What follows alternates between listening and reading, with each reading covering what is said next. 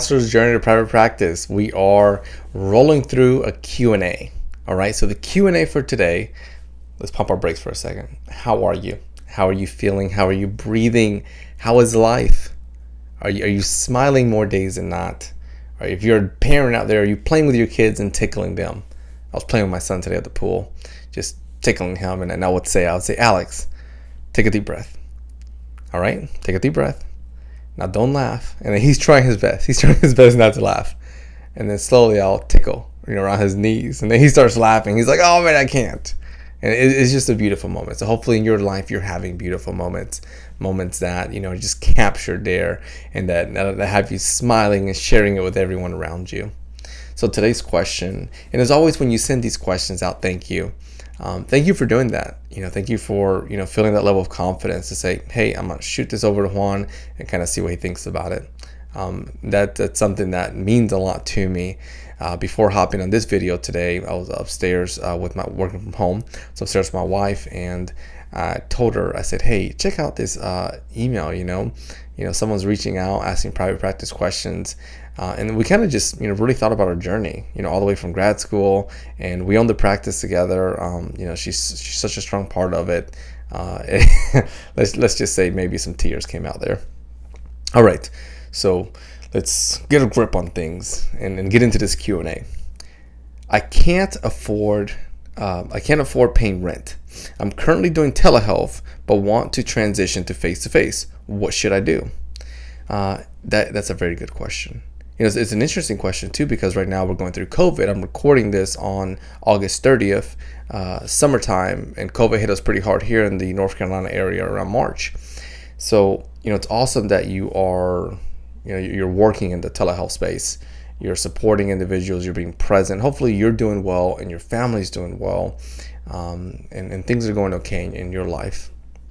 Digging into this question, I think there's some avenues that we could play with. One of them is being able to look at creative ways, right? Which connects to a counselor's journey, right? We want to be curious, we want to be creative, we want to be ambitious. So looking at, these creative and curious ways to pay rent without doing it the traditional way. So the traditional way, right, is at least my mindset, it says the traditional way is that you find this place, pay thousands of dollars, you put really nice furniture in there, a nice backdrop, TV, sound system to make, the ambiance, you got some really good smells, just the works, right? So patients come in and they're like, relaxed. And it's like a five-star spa, which sounds amazing. I may turn this off and head over there right now, but it's expensive. And telehealth is a small overhead compared to that face-to-face. So creative avenues, I want to share those with you. One is doing some market research, looking at different clinicians in the area that have a brick and mortar practice, and then doing a phone call, letting them know what you're looking for. Now let's get into that, right? So you're looking for office space, right? I want you to think about, maybe get a sheet of paper and write down what time of availability you want your office space. Do you want it all day long? Do you want offices just yours? Do you want it 4 hours of the day? Do you want it in the morning, in the afternoon? Do you want it during the weekends? Do you want it just on a Saturday? Do you want it on a Sunday? All of those details are important right before we have that conversation with that potential person who may or may not let us sublease. So once you have that, understanding, and let's just say that you want only evenings between 4 to 8. Well, that's really good to know, because you're really telling yourself and you're telling others, hey, if I rent an office and I'm only going to be there during evenings between 4 to 8, I don't want to find myself paying, let's say, a couple of grand a month, and I'm not using the office at all, right? And yes, we can get into other, creative ideas on how to, utilize that space if you're not there. But for now, we'll kind of just stick to where the question's at.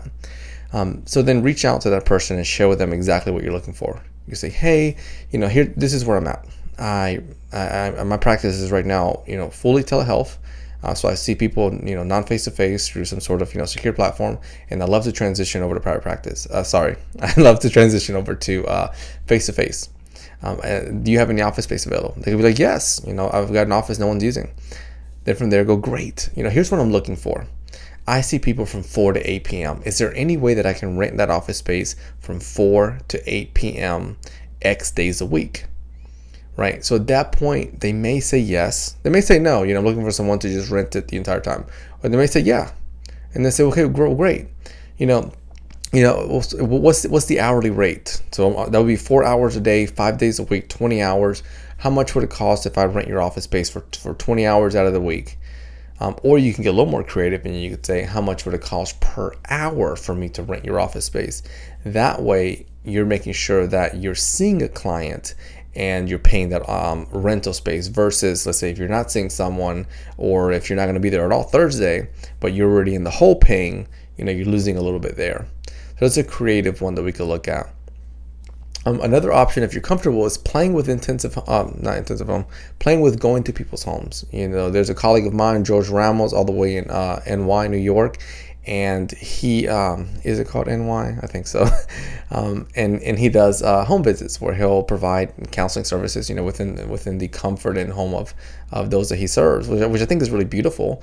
Most people feel at home in their space, or they feel comfortable in their space, which is at home. So why not engage in therapy there? So there's two creative avenues here that you can play with. Again, do your due diligence. Take some time to document these things. Write down exactly what you're looking for. And then just as a side tip before you head out, let's say that you do find yourself where you are only at your office 4 hours. See what else you can do. See who else needs that space. If you have an office, instead of taking the avenue of putting all your license and certifications all up in that space, what if you just keep it clean, right? Like my background's pretty clean here. It's just a white wall. I think it's white. Maybe like a gray tone. But the point is that it's clean. So I could leverage and say, hey, any massage therapists out there? Any acupuncturists out there? Just some other professional that could blend, into the practice, and then they could sublease that space. So that's an option that you could play with too. Before you head off, thank you for being here. Thank you for sharing space. If you haven't done so already, subscribe. One of the ways that I grow the YouTube channel is pretty much just like you grow your private practice. Sharing it, letting people know that it's alive and it's here. I would love, love, love if you're able to share this with different counselors, whether they're in your Facebook groups, in your community. Let them know that this channel is very much alive and that we're here to build a family, build a community, and to help each other in our journey of private practice. As always, take care.